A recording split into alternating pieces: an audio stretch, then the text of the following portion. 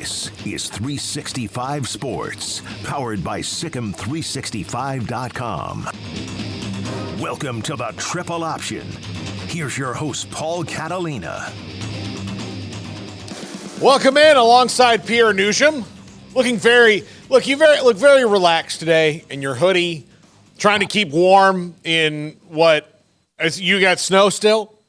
That was last week. Snow is tapered off, but still relatively cold. It's like only 40 today or something. Not ideal weather conditions. Okay. All right. Well, Pierre, and we haven't talked, we'll talk about it maybe later in the show. We have not talked about this season of The Amazing Race yet. We have not gotten there. Is there a new one coming up? It's like we're in the third episode or fourth this week. You got to go. You were in Mexico. Oh, dude, I've gotten completely lost in the shuffle. We have a new season? Yeah. Oh, thank goodness for my Paramount Plus account. So I'm going to go back and binge all of that tonight. Yeah. No. We'll have to talk about it next week. Unbelievable. Yeah. I'm disappointed in you. You should. Yes, I like the moving, the Mexico. Yeah, I got lost. How are we in the supposed to win there. this mofo if you are not engaged? That's a great point. Look, that's a great point. I've let us down. Is that airing on? Is that a Wednesday night? That's still Wednesday night, right? Yeah. Okay. 8:30. I'm gonna set the DVR up right now after we're done. Yeah, absolutely. Listen, Pierre, first of all, I got to get in the gym if we're going to win, okay? Because that makes two of us. Yeah, we got to get in the gym. Second of all, look, I go back and I watch old seasons in the off season just to, refresh my memory, see ones I haven't seen, way back, We're going to. You know what? That show especially if you go back and watch the older seasons, it never ceases to amaze me how so many people just, even if it's a little bit of a tortoise in the hare type situation where somebody's in front, but they didn't bother to actually read the clue. Yeah. It drives me nuts. It's like, you have to travel. It says by scooter or by cab, or they're like, oh no, we'll just take an Uber. We'll flag a car down or whatever, or we'll just run. And no, you have to travel by this method. You messed it up for yourself. You'll see on this season in the second episode, multiple groups bypass an activity and then realize, just by the grace of one nice person going did you guys do the balloon thing? And they're like, what balloon thing? And then I think we're at the wrong thing. And then they have to go back and do it all. I waffle back and forth because you see on the strategy, because some people, I've seen some people make alliances, they're like, let's pair up with a team or two to kind of maybe we'll get through the first few stages together and kind of look out for each other. And then, may the best man win. Or should it just be you're by yourself, you're cutthroat? Because the only thing another team could really do to you is give you the U-turn. There's nothing else really that allows a team to prevent you from finishing said task. Yeah. No, if I don't think I'm going to finish first, I'll help anybody as long as I know I'm not going to finish last. Yeah. I think you need to protect yourself in that point to get to the end. But if I have a chance to finish first and get my free trip to Iceland or wherever, then I'm going to do that. Yeah. That's the thing. If you don't win the whole thing, you better try to finish first at every leg, because I want the cash or the trip. That in and of itself would be absolutely make it worth it. Yeah. I'll just say this and then we'll get to March Madness and everything that's going on. You and I would do well because you and I have never argued about anything. Not yet. Anyway. And no, but just in general. And we would take the other thing. People get so rushed. If there's four other teams with you and you're all reading the clue, you don't have to race through the clue because they're standing there. You can go, okay, what should we do? Should we do the sweater knitting or we're going to make pancakes? And you and I'd be like, wow, we're going to make pancakes. We're not knitting a sweater. Absolutely. I don't care how many pancakes we got to make. You and I are never going to knit a sweater. You and I know I think you and I know each other's strengths and weaknesses pretty well, probably. I would say to the, if we're going to, one thing that I've noticed that I think the best way to get in shape for that show, people think you got to, get on the treadmill and stuff like that. I would say do the stairs. The stair mat, because when you're going to, if you've ever been to Europe, stairs. Everywhere. Wait till you see one of the things they have to do just to get the first clue. Like, this is not even like a thing. Just to get where they're going, to go up and down. That's the best way to get yourself in shape for Amazing Race. Do the stair climber, master, whatever it is at gym. And then I promise you by this time next week, I will be fully caught up. I didn't even realize I'm going to be fully caught up. All right. Well, we can't, because we can't have that kind of slander. All right. No, we can't. We can't. All right. March Madness. We are now to the Final Four. And, you know, sometimes we make offerings to the sports gods and they go unheard. And sometimes we make offerings to the sports gods and they go heard, but it just peters out. You know, it's not as good. I remember in 2021, we all wanted Baylor versus Gonzaga all year long. That's really what we wanted because we knew they were the two best teams, and that's what we got. And if you were anything but a Gonzaga fan, you probably enjoyed that game. But, and I mean, of course, Baylor throttled Gonzaga, but even still. Last year, you know, everybody wanted a bunch of Cinderellas. We got a bunch of Cinderellas. This year, we have one Cinderella. And it's NC State, and they're led by the beefy ballerina himself, DJ Burns. And in the Final Four, we get to see him go up against Zach Edey. And I don't know if we deserve this as a human race, but we're getting it, and I hope it brings everyone joy. Look, as an ACC fan, you know, I'm not one of these conference guys. Like, right. I'm not it's great. Like, the SEC really created some sort of, you know, Circle J voodoo that they do. Yeah, right. You know, when they have the, you know, it just means more, blah, blah, blah, blah, blah, blah, blah, whatever. All right. Nobody at Georgia is happy that Alabama wins and vice versa and so on down the line. Believe me, I know a great many Florida Gators. And do you know what I know bothers them the most right now? That their two biggest rivals are way better than they are. Yeah. Especially, and they're not going to be like, well, at least Georgia's in the conference and they've got things going well for them. No, they don't care. No. They don't care. But as a person who enjoys March Madness and enjoys seeing Duke lose, because, again, alum of an ACC school, none of us want to see Duke win. Nobody that goes to an ACC school that's not Duke or UNC. And look, Duke and UNC don't want to see each other win. The best thing that's ever happened to UNC is the last two games they ever played against Coach K, they beat him both and ended his career. They lost to Kansas, blowing a massive lead. But you know what? They're still not all that mad about that year because they beat the previous national champion in Baylor to get on their way. Yeah. They beat Coach K to end his career. And they'd be like, what about that game against Kansas? Like, who cares about that? Yeah. Nobody's keeping track. Yeah. You might as well hang the banner that said ended Coach K's career up in the rafters. Yes. Seeing NC State beat Duke was great. Watching DJ Burns out there is just awesome. He's really great. And as a guy who, you know, appreciates fatleets like the late Tony Gwynn and Kirby Puckett, both no longer with us, but those kind of guys. Craig Ironhead Hayward, also, rest in peace. Those guys. I appreciate a guy like DJ Burns. Glenn Big Baby Davis, really love Big Baby, you know. Right. Or like anybody who's big and awkward and goofy. Big Country Reeves, loves Big Country. I feel the buzz around DJ Burns is a lot similar to Big Country a little bit in that he's just so fun to watch inside this tournament that you don't want it to end. And now we get to see him play Zach Edey, who there's not many centers like Zach Edey anymore. No. And like, you know, what's so funny about Zach Edey, how much have you heard the conversation about, like, if this was 25 years ago, there's no question. It's a runaway for the number one pick in the NBA draft. Mm-hmm. And now there's talk of Zach Edey, like, maybe going at the end of the first round. Yeah. Maybe. And it's like, you look at him and you watch him play and you think to yourself, how is this possible? This is still basketball, isn't it? The man is 7'4". And like coaches would salivate at the chance of getting a guy like him back in the day. And now they're talking about him as if he's like a specialist. I remember hearing Kenny and Charles on the TNT crew, those guys talking about him like there's absolutely got to be a role for him in the NBA. But it could be like a specialist role. It comes in 10, 15 minutes a night. You know what he is. He can help you rebound, block shots, maybe get yourself a couple buckets.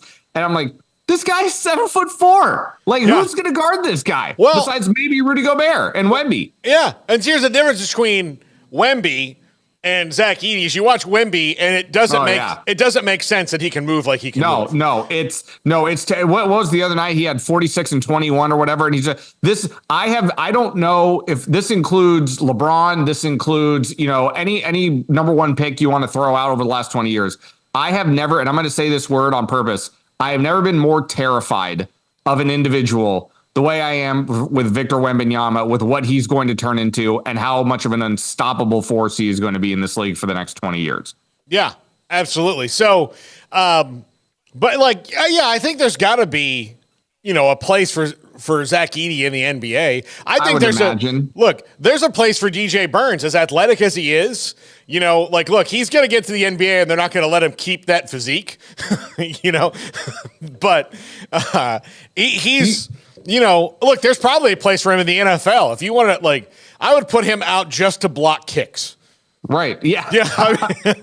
And you know what? The last center that I can think of, Shaq was obviously still there, but a true back to the basket type game, rebound, block, shots. The last one I can really remember was Yao Ming. And it's with this matchup in particular, Zach Edey can do all the things. He's very nimble and athletic, but can he handle the muscle, so to speak, of DJ Burns? That's the intriguing matchup. And if it's a back to the basket type situation and Edey's got to guard Burns down low, I'm curious to see what happens. Look, I love it when two Titans and DJ Burns is 6'9", 6'10". He's not anywhere close, but believe me, he can back down Zach Edey. And look, whatever we get, if Alabama beats UConn, and that's a big if, because UConn appears to be as invincible as anybody right now. But let's just say we're going to get good big man matchups no matter what if UConn wins, because Klingon was fantastic the other night. And Illinois, for the first part of that game, was like, all right, we're hanging, we're mucking it up. They're not making shots. We're not making shots. We're, able to kind of do this. And then a 30-0 run that was fueled mostly by the fact that they had no answers for Klingon. And then you see UConn is just able to just activate boss mode so fast. Yeah. But if we get UConn and either one of these two big guys, we're going to have, two back-to-back games in the Final Four that are old school down low kind of matchups. Now, granted, the guards, it's kind of like golf, drive for show, putt for dough. But, right. but the guards are winning in these tournaments now. But I like a good old school, big guy knocking around people matchup. Yeah, that's the way you and I grew up with the game. Mm-hmm. It used to be a big man's game, and it's not that way anymore. And in the heyday of the NBA, you had your four pillars. You had Patrick Ewing, David Robinson, Shaq, and Hakeem Olajuwon. Those were the guys. That's the way the game used to be played. A lot of inside-outside game, and now it's just an outside game. But the UConn, I can't imagine anyone putting any type of money against UConn at any point. And why would you? They look absolutely dominant. But the funny thing about Alabama is can their hot shooting continue?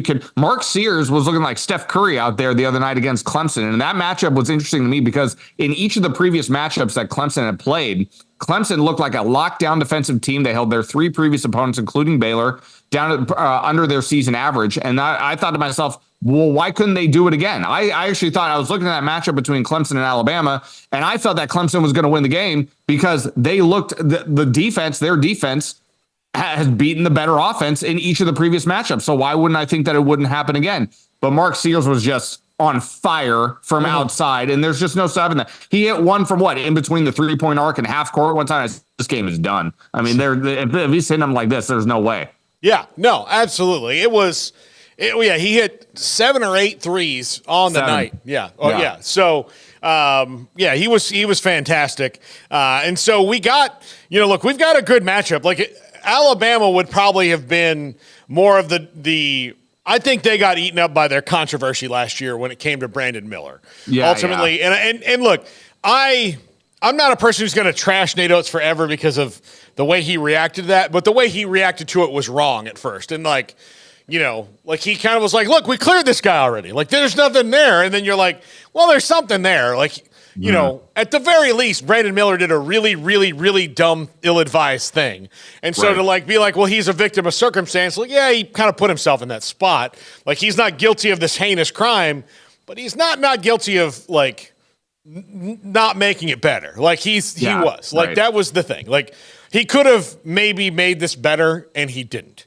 And Yeah, and I remember how that all went down too. And then that was a great team last year. And, you know, and Brandon Miller's a heck of a player. I mean, I remember when a lot of people were yelling at the Charlotte Hornets for taking him over Scoot Henderson, number 2 overall. Everybody thought that Scoot should be the guy.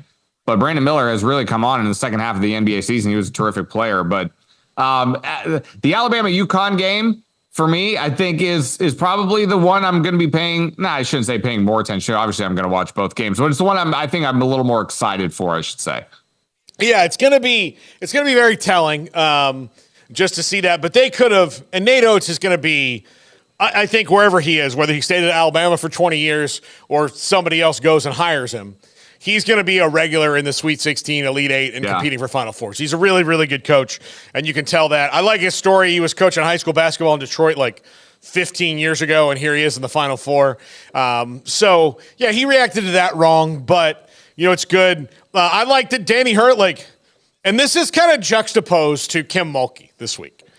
Danny Hurley completely, and I do agree that the coverage around Kim Mulkey she is covered differently because she is a woman. There's no question about that, because she's not in any way stereotypical to a lot of things. But Danny Hurley just leaned into the fact, like, yeah, I guess I'm an asshole sometimes. This is exact words. Like, that's what I am, okay? Like, you know, it's worked. You know, my players like it. Like he said, our fans are absolutely nuts on social media, which they are. And so he didn't tell them to stop, though. He didn't say, like, I wish they'd stop it. He's like, no, they're just nuts on social media. There's nothing I can do about it. I'm going to be me, and here we are. So I was like, again, I don't know why people, and I know that I'm about to maybe contradict myself a little bit when we talk about Coach Mulkey. You don't have to like everybody. Like, you don't have to, you know, you're never going to meet Danny Hurley. So he's never going to disappoint you by, like, you know, walking out and stiffing you with a check or something like that. So sure, you can not like him. You can try to enjoy, like, you can enjoy him losing because he's a villain. Jack and I were talking about this earlier. Sports needs some villainy in it. It's fine. It's fine. Yeah. And I think if we embrace that a little bit more as a sports fandom, then it would be a lot more fun to do it. And we used to do it very well. We used to do it very, very well. Now we really don't. It's still an element of theater. It's entertainment. You need a hero and you need a villain. Sports is no different now. Like, it depends on how you manufacture those heroes and villains. And I know we'll talk about that a little bit more with the whole Kim Mulkey situation. But yeah, it's still entertainment at the end of the day. And you want to, and people, I have found, especially within the last 15, 20 years, I kind of feel like this is the Tom Brady and the Patriots effect. People love to jeer. More than they want a reason to root for somebody. They love to root against somebody. And that, I think, is really where a lot of the casual fan, I would say, is at. They wanted somebody to root against. They want a villain.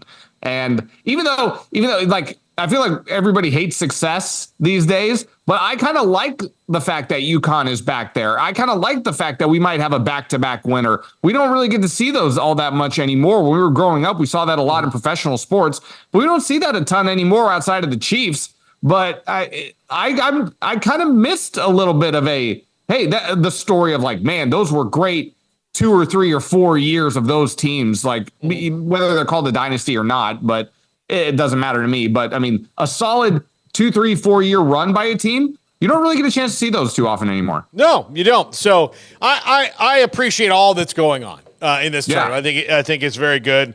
I like that UConn is going for another one in a row, and maybe they're going to win, maybe they're going to lose. I like that Alabama has kind of reached some of their potential. I'm really glad also the SEC didn't get 2 teams in the Final Four, because that would have just, shot more ego into Greg Sankey right now. And we maybe need him to come back down a little bit. By the way, Pierre, I'll send you the link. We had Brett Yormark on the show for 30 minutes the other day at Big 12 Pro Day.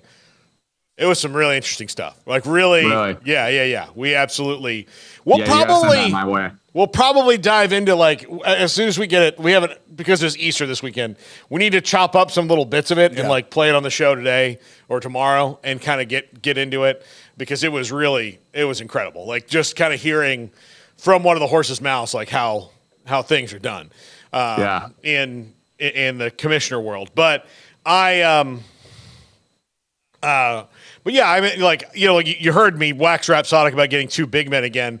I feel bad. And of course, maybe they're going to feel bad whenever the next generation of NBA stars, when like the younger people don't know. But when we were kids and Shaq first started, even those like Ewing and David Robinson and Hakeem Olajuwon in the regular season, at least had no answer for him when he was young. Like, none. You know, the Magic got to a final and lost. Got swept. But that was because they were very young and just you had to it was youth and raw talent versus just a veteran team that just knew how to play basketball. I mean, that Rocket team was just very special with veterans all over the floor. Hall of Famers, you know, in Clyde Drexler and Hakeem Olajuwon. It's so funny too when you think back on it now and you look at this, especially the talent on paper. If you put the talent on paper next to those two teams and you look at it now, you're like, how in the world did this Magic team get swept? Mm-hmm. How? It's just that was a memorable series. Even though it was a sweep, it was a memorable series, no doubt. Yeah, absolutely. So, I mean, but Shaq was just so unstoppable. And we'll never see, but I also know that, like, we'll never see another Shaq.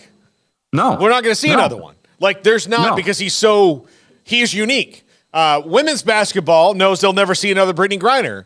You know, They might see another Caitlin Clark, you know, not because she's a scorer and all that, but they're not going to see another Brittany Griner because they don't make athletes like that often, you know? Like sometimes there's a reason we call it the genetics lottery, you know? It's like, and some people just hit it, but those people are one in every 500,000 to 1 million. You know, they don't come around very often. Yeah. Wemby is 7'4". Most people who are 7'4", you know, like Zach Edey, and he's very athletic, but he's still very big and cumbersome.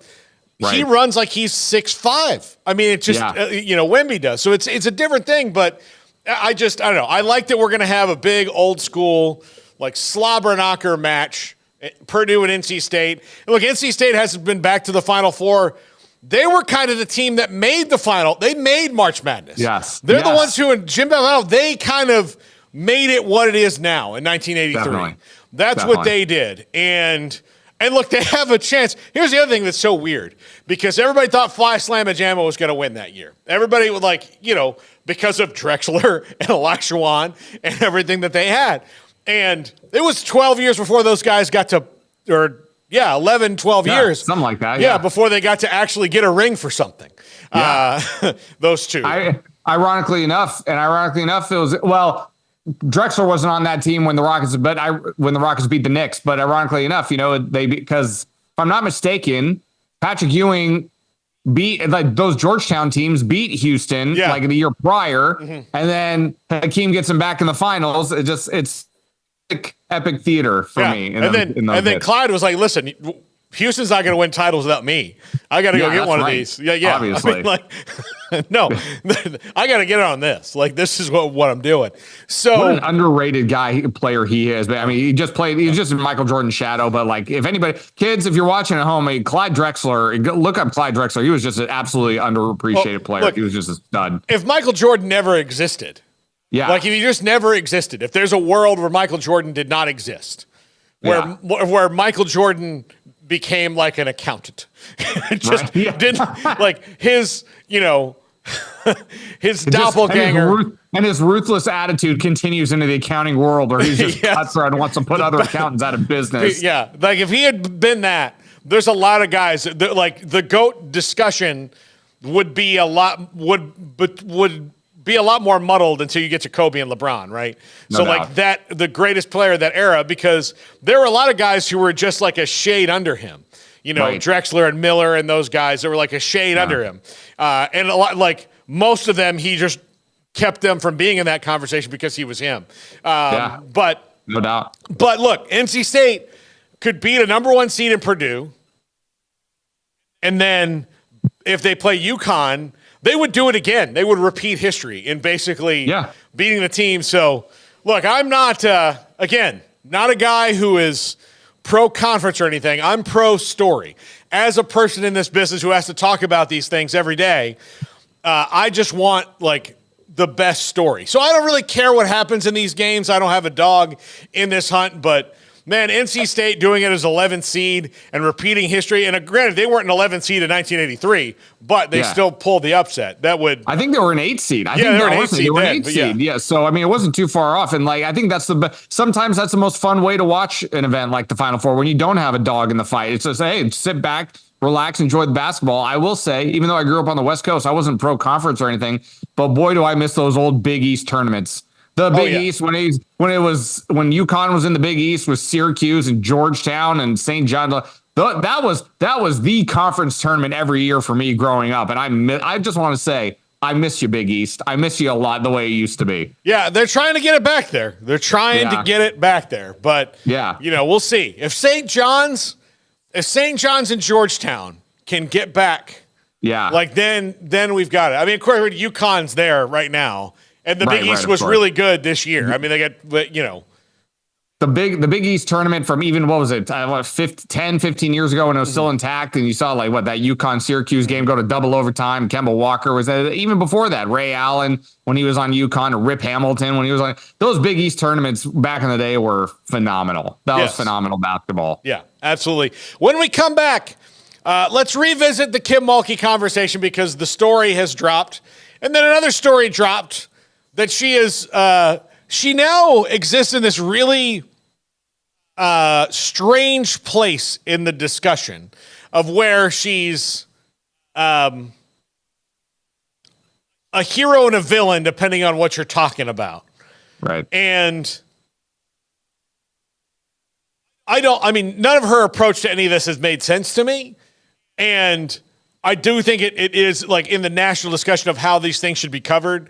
Like there's a way that like everybody can wrap their arms around it, but we haven't figured it out because we're human beings and we're just not there on the evolutionary level. Clearly, like we haven't hit it here yet. But I want to talk about that when we come back. And again, you and I are very familiar with her, so none of this is surprising. It's just kind of how it is.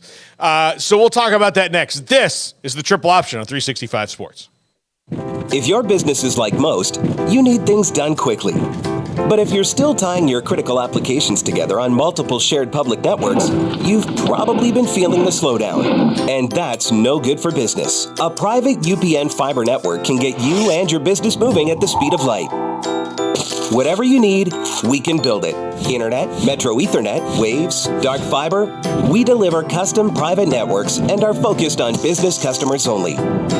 Our next generation 100% fiber optic infrastructure offers you low latency and ultra scalable bandwidth with speeds up to 100 gigabit to run your critical applications.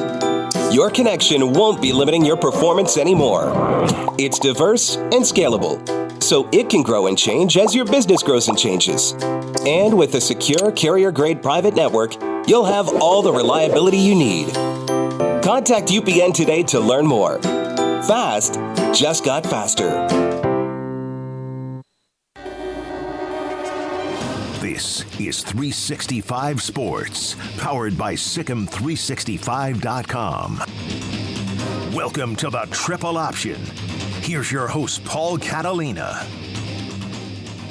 Alongside Pierre Noujaim, Fox 9 Minneapolis, a balmy 40 degrees today. Let me double check for the record. In the Twin Cities.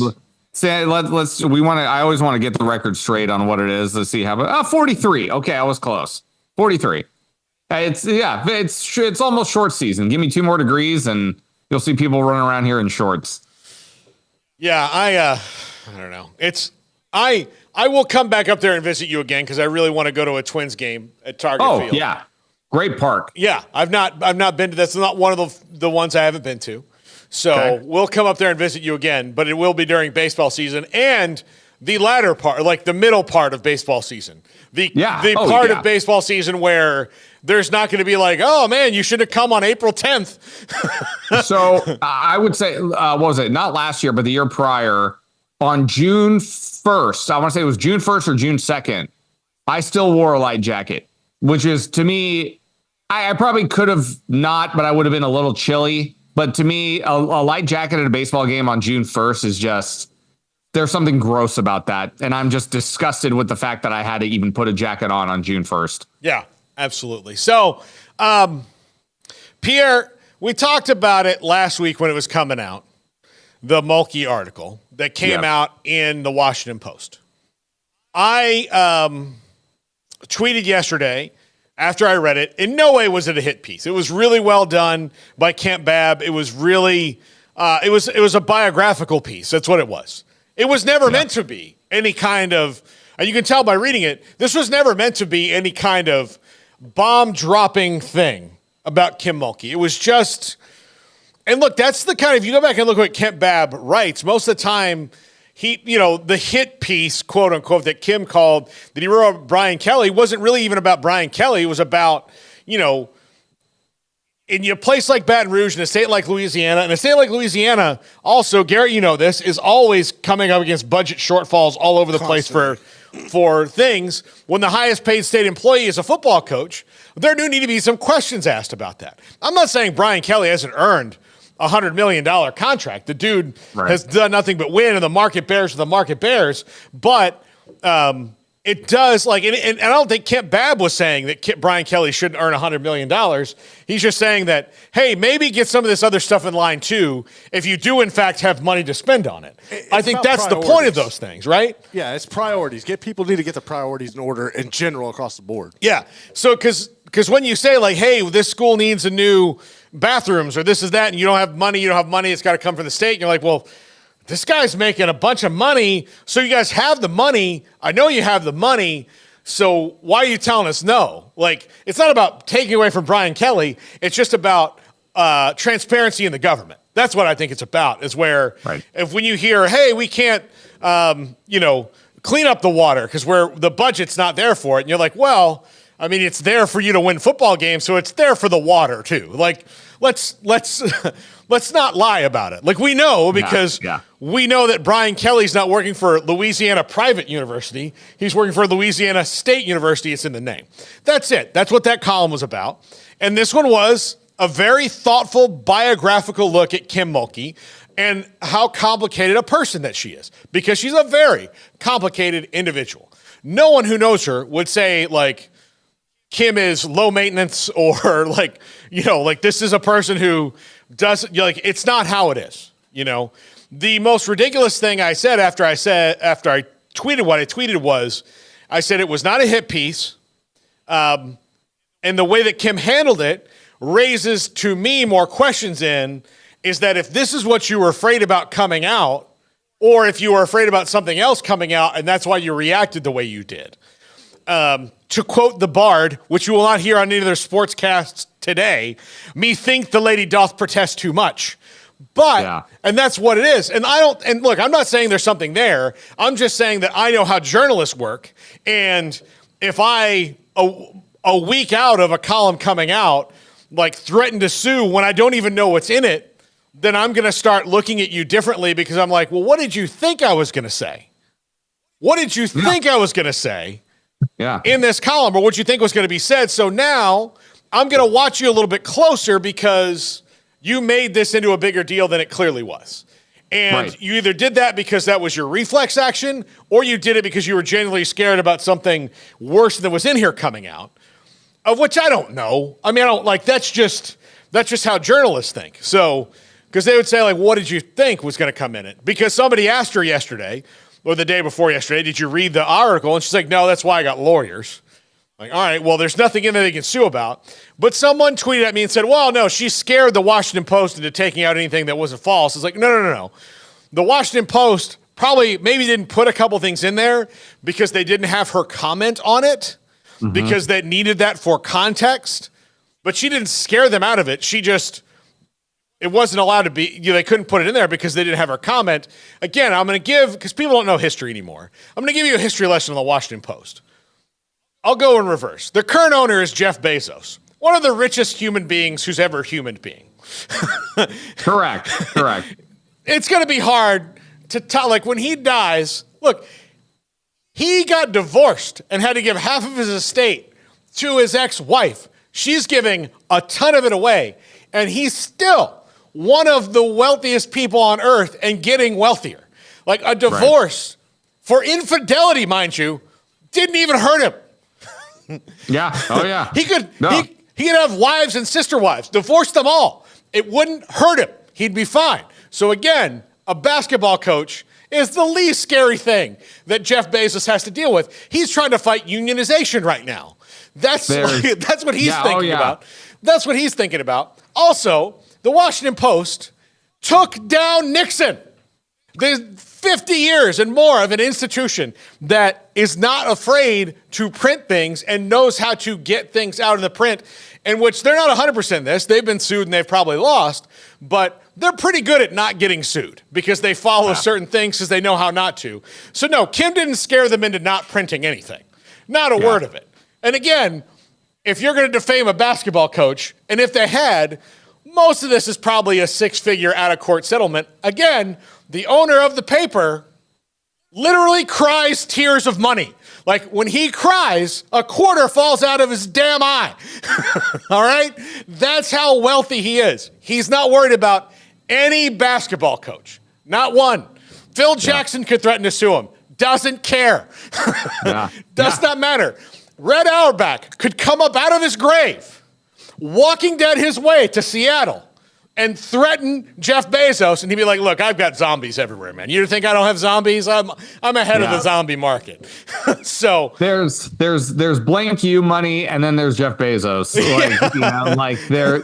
So in terms of that, I remember I texted you right away on Saturday because I read it because now, to be perfectly honest, if Kim hadn't said a word, I probably wouldn't have found the article. I maybe would have stumbled it up at some point, but once I saw that it dropped, I went out of my way to go read it. Mm-hmm. And I agree with you. It's not a hit piece. I didn't find anything. I was there for 4 years. The thing that stood out to me the most about the piece was it makes me feel a little bit sad for Kim, because if you recall, Kim and Brittany Griner, once Brittany Griner was done playing basketball at Baylor University, at least from my recollection and the stories that I've heard, you please correct me if I'm wrong or if you hear something different. But basically, after Brittany was done playing her last game there, she was essentially not dead to Kim, but like Kim, it would turn into Kim was like, I don't really need you anymore. Well, here's what happened. So she did an interview with Kate Fagan. Yeah, I remember. And I remember that part. Yeah.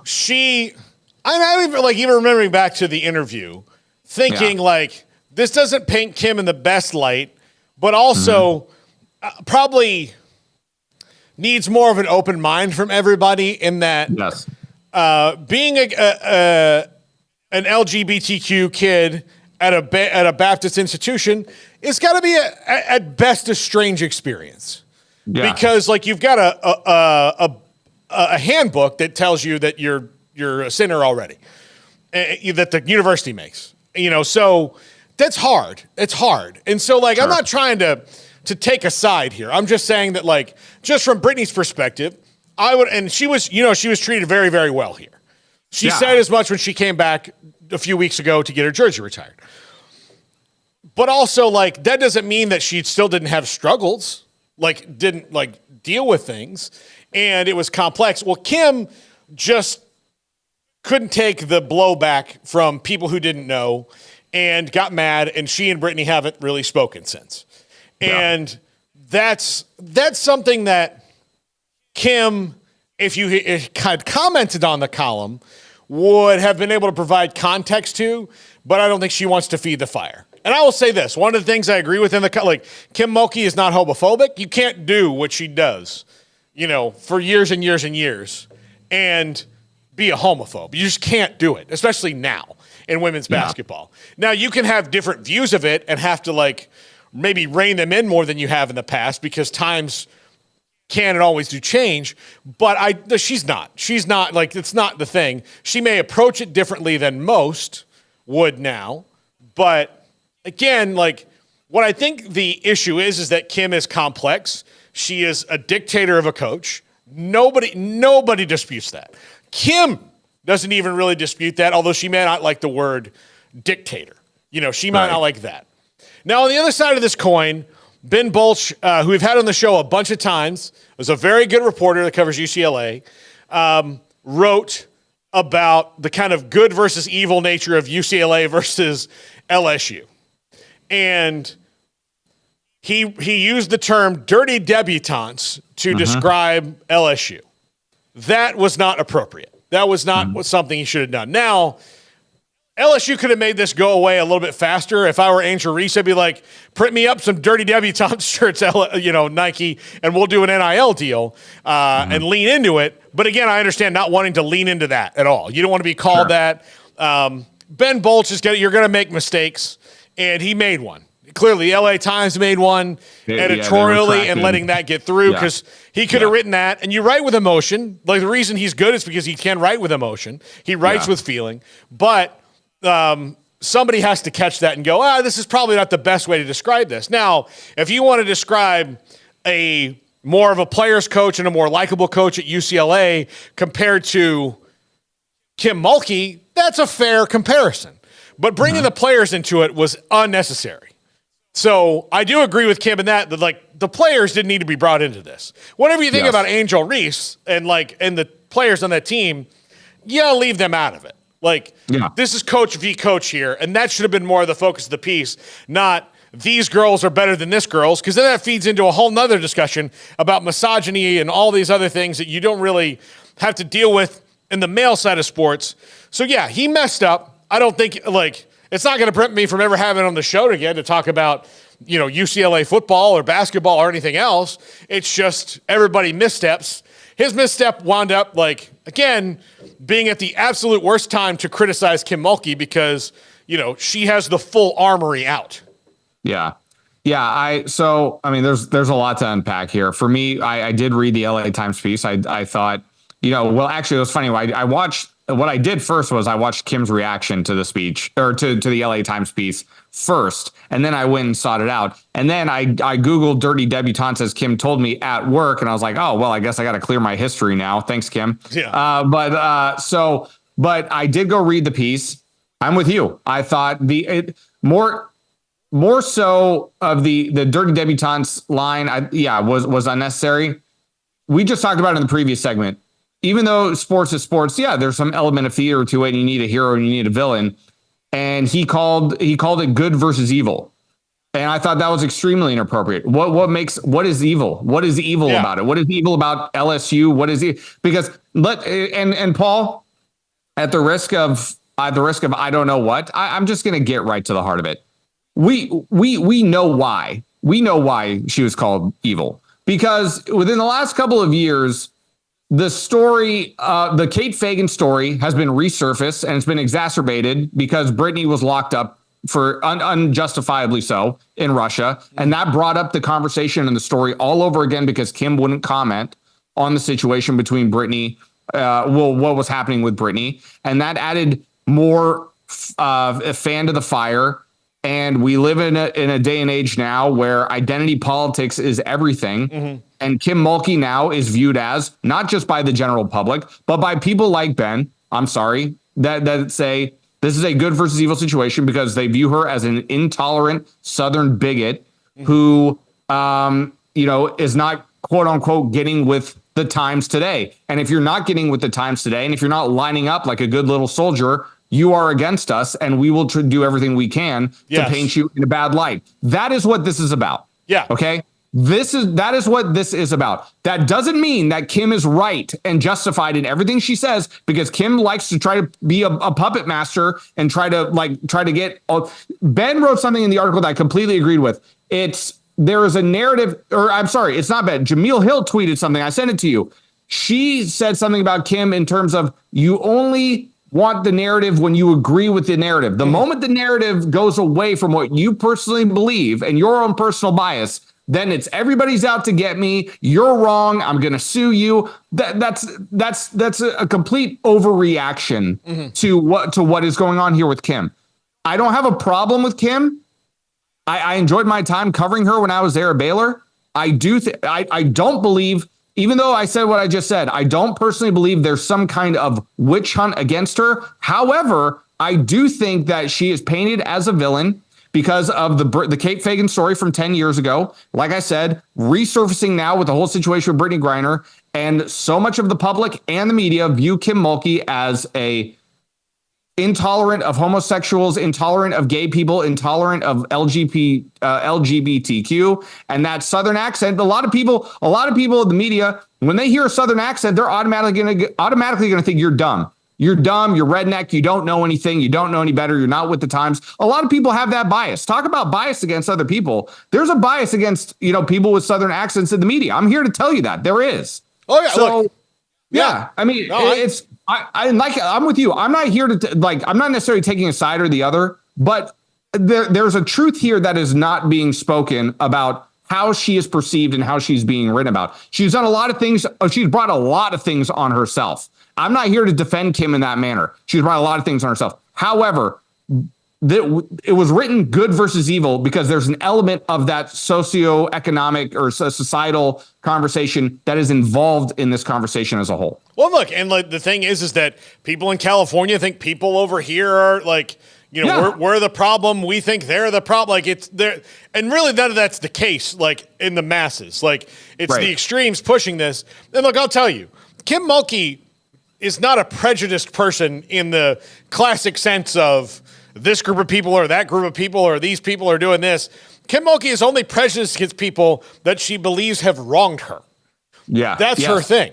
So she's vindictive. And that was blown. Yeah. And that is highlighted in the Ken Babb piece, to which I have zero issue with the Ken Babb piece. I thought it was fantastic, to be honest. So yeah, I mean, and again, if a person of a particular orientation or race did something to her, she's not blaming those factors on it. She's blaming that person, and she's not going to hear you kind of try to explain yourself out of it. Like and the thing about her and Brittany, the thing that's always gotten me about it is Brittany was very young then and very naive and impressionable and had her feelings and was in a bit of an echo chamber for what was going on, and that's fine. Kim needed to be the adult in the room and say, like, look, what you said hurt me. It's going to take me a minute, but if you and I if you want to have a relationship, let's work on it. That's not what she did, So that's not what she did, and so that's why there's no relationship between the two of them now. And look, Kim made two mistakes in the whole Brittany was incarcerated in Russia thing, in that just say platitudes. Like all you have to do is be like, man, I'm really concerned. Nobody deserves that. It's a real, that's all you got to say. And then when you say what you said and then people go back and then she's like, well, I said this on a LSU podcast. You're like, people only listen. And I can tell you this, people only listen to podcasts that are for a team that like that team. Right. They don't if you're a Washington fan, you're not going to go search out the LSU podcast. It's not going to be out there. No. But that's the way, we have, and we do it here. We have, our show, which is broad, like the two shows we do, my show, and then the show we all do together, is broad topics that want to bring in a wider audience. But we also do Baylor content here. And if I ever see on that channel a comment that's like, hey, Utah fan here, just really finding out the other teams in the Big 12. I'm like, oh, that's nice. But I don't think all of a sudden our Baylor content has sprung into Utah. Right. One thing I would add to, looking back on it now, Kim is a head coach at a Baptist university, and there is a certain fan base that you have to appease, especially as little as 10 years ago. I mean, we're a different society. We're a different country now than we were 10, 12, 15 years ago. And, when you have a certain section of the fan base and the boosters and the audience that, grew up with a different way of thinking and and those are the people that are buying your tickets and merchandise and all this stuff. That's a tricky situation to navigate. That's also another element to it. I wonder if Kim wouldn't have told her players or some of them to be hush hush about it if she was at a public university. Maybe it would have been different, if she wasn't working at a Baptist university. I don't know. I think there's a lot. I don't think there's a lot of grace given here from all sides of this corner. I don't think there's a lot of grace from the people who are in Kim's corner, not putting themselves in the shoes of a young Brittany Griner or another young gay athlete playing at a Baptist university, what that might feel like you said earlier. And I don't think there's a lot of grace given from the other side to people who grew up in their, whether you want to call it religion or faith-based or whatever it is, that just the way they grew up and this is what they believe and what they were taught, to give them the grace to kind of allow themselves to have a little bit more of an open mind instead of saying, you have to think this way now. There's no grace on either side. And that makes people dig their heels a little bit more in what they believe. And that's why there's no ground that we can really find right now. Yeah, absolutely. Pierre, great in-depth conversation that we had. We're not just dudes that talk about the amazing race and yell into the void. We have hidden depths that people. We're very multifaceted. That's why people love us. Yeah. As we end the show, Pierre did something yesterday that very few people did. Because over both days. You watched all the UFL games.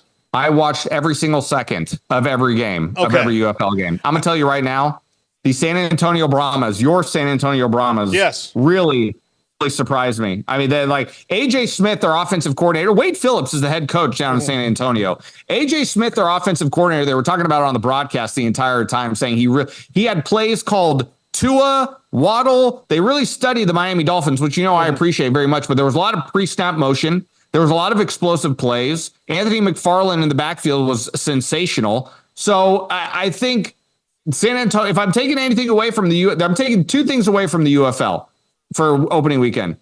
San Antonio looks a lot better than a lot of people were giving them credit for. And kicking doesn't suck for the first time in spring football. I saw guys hitting 50-yarders. We saw one guy hit a 64-yarder. Kicking does not suck for the first time in a long time in spring football. The action wasn't bad.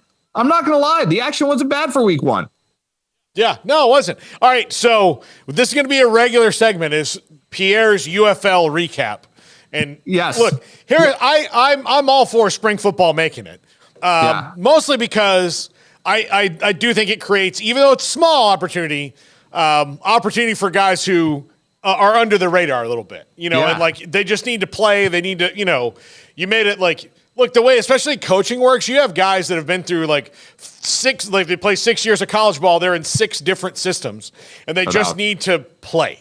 They just need to play, and somebody needs to see them and all that. So I think it's good. I hope it lasts. I'm all for The Rock, Oh, yeah. And I must say, I buried the lead here. I was 5-1 in my picks this weekend for XFL action as well. So on week one, but in the first 2-3 weeks of the season, that's really where you got to get in and try to make your money, because once the books start to catch on a little bit, it's going to get a little tougher as the season goes on. However, I will say, if for anybody who didn't watch it, I would say give it a chance. It's not NFL quality football. It's not. And it never will be, and it's not meant for that.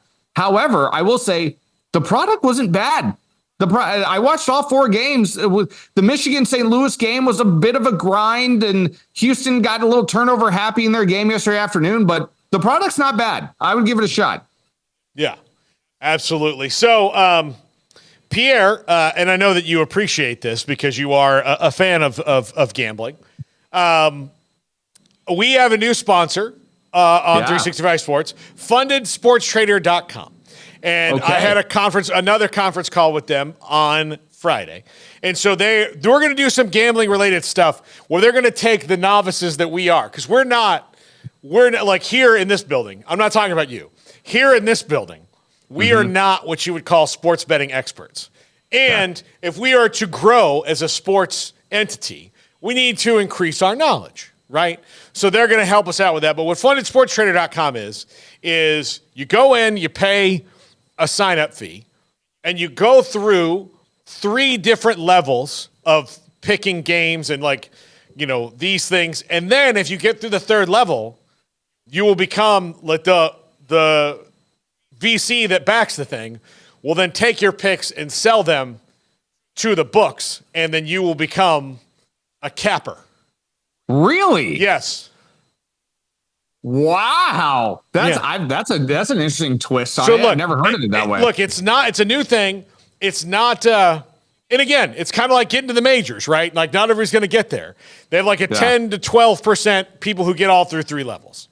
Yeah. But for someone like yourself, listen, I've been fully honest to the fact that spring football, everybody has a hobby, right? Yeah. Spring football and kind of handicapping spring football is a fun little hobby for me. I do on the side. I pay very much attention. I know how it all works. I'm very much a sports gambling.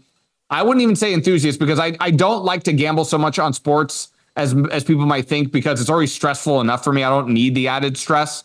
So, but I do pay attention. I know how it works. I dabble from time to time, but spring football is really where I just kind of have fun with it. And I read up, I read, I do a lot of reading. I do a lot. I've watched I know some of the names that are in and out of spring football from the last 3 years. I know some of the coaching styles from the last 3 years. All I got to say, like I said, I went 5-1. Yeah. I pay attention to these things. Yeah. So there you go. But yes, fundedsportstrader.com. I'm going to check them out. I'm going to keep saying their name because I want them to be successful because then they're going to stay with us. But yeah, it's a really cool thing. I want them to stay with you too. Yeah, that sounds awesome. Yeah, I did. It was funny. I did talk to 2 guys out of New Jersey, who were the ones who were helping me, which again, if I'm going to learn about sports betting, I'm going to go to the source. Yeah, absolutely. Look, if you want to learn, how to make sushi, you go to Japan. If you want to learn how to make the best pasta in the world, you go to Italy. Yes. If I want to learn to be the best soccer player in the world, I'm going to find Messi, right? Yes. And so if I'm going to learn how to be a good sports bettor, go to New Jersey. That's not a bad place. That's not a bad start. Yeah, I can tell you that. The first place, it's like, listen, you got to change these rules. You got to change them. Yeah. Here's the thing. You're not stopping us. We're all doing it anyway. I know. It's like we have enough sports gambling stories out there right now that makes me like, honestly, I wouldn't, as somebody who enjoys it and is enthusiast about it, we can talk about this on another show too. But with everything that's going on right now, I said it then, I'm going to say it again. You've let the wolf in the hen house now. Oh, there's going to have to be, and that's the thing that there needs to be, guardrails on top of guardrails on top of guardrails. We talked to a guy in Vegas. We had him on the show, and he is like the head of the gaming commission. Yeah, he was the gaming commission. He was the head of the gaming commission in Nevada. And he's also a big part of getting sports betting legalized nationally in all 50 states. Mm-hmm. And what's funny about it is that gambling, unlike other things, like every time you slap a regulation on a lot of industries, they're like, how are we supposed to do this? This is not good for us. Gambling's like, no, please come up with something that we have regulations. We're trying to make this legitimate, so we need to take all the illegitimacy out of it. So please, let us help you make some rules and help you weed out the things, because the only way the legitimate guys are going to continue to make money is if you set up guardrails so that you can't do that. And the biggest guardrail is between the athletes and the casinos. That's 100%. The biggest wall you have to build. And 100%. They're all for that. And I don't believe that that's just political talk. They're like, no, seriously. The only way this lasts and the only way that we get through it is that if we do it with rules. Yes. And if anybody's been paying attention to the news the last couple of weeks, the interview with JB Bickerstaff, the head coach of the Cleveland Cavaliers, with everything that he said, Tyrese Halliburton also had something to say about it as well. We cannot have, whether it's online, in person, we can't have people harassing or threatening. We can't have this. We just absolutely cannot have this. And more to the point, with the Jonte Porter story as well, more to that point, we can't have the integrity of the game compromised, because once you have the integrity of the game compromised, you have nothing. You have nothing. Absolutely. If you have fans sitting at home saying that guy's on the take, that ref's on the take, and they just lose trust in it, you have nothing. And people need to start taking that more seriously. They really do. Yeah, I always felt that the NBA handled the Tim Donaghy situation poorly. Very poorly. And that they Extremely were like, poorly. They're like, oh, it was just him. How do we know it's just him? Well, we looked into it. Yeah. I mean, I'm willing to believe you that it was just him because I think most guys in that field have a lot of, like, officials have a lot of integrity. It's why they do what they do.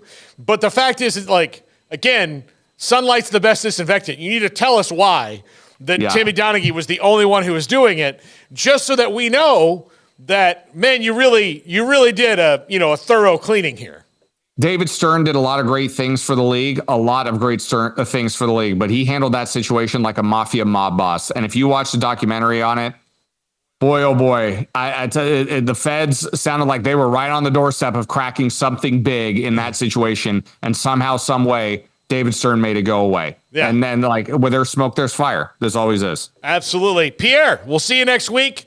You have homework. I do. I have homework. All right. Text me when you're through them.